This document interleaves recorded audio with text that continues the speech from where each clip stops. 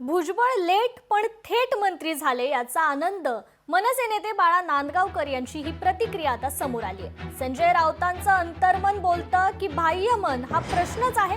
आम्हालाही राऊतांसारखा अनुभव पण आम्हाला लिहिता येत नाही असा निशाणा बाळा नांदगावकरांनी संजय राऊत यांच्यावर लगावलाय। भुजबळ साहेब मंत्री झाला त्याचा निश्चितपणे आम्हाला आनंद आहे, कारण मी एकेकाळी त्यांच्या सोबत काम केलेला कार्यकर्ता आहे।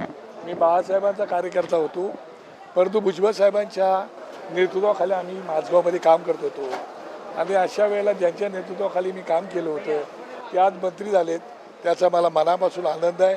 मी त्यांना मनापासून शुभेच्छा देतो। लेट पण थेट मंत्री झालेत त्याबद्दल मी त्यांचं मनापासून अभिनंदन करताना त्यांना शुभेच्छा देतो की तुमच्या हातून निश्चितपणे गोरगरिबांची सेवा घडेल। आता संजय राऊत हे अर्थरोडमध्ये जाऊन आल्यामुळे त्यांना आता तो जो काय अनुभव आलेला आहे तो त्यांनी त्यांचा त्या ठिकाणी सांगितलं।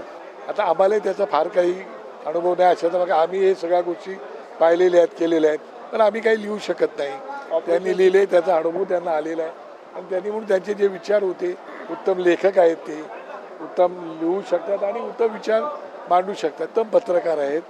आता ते राजकीय पुढारी पण झालेले आहेत, नेते झालेले आहेत, त्यामुळे त्यांच्या मनात आता आतमध्ये काय माणसाला दोन मन असतात, अंतर्मन आणि बाह्य मन। आता त्यांचं कुठलं मन बोलतंय काय बोलतंय त्याची मला कल्पना नाही।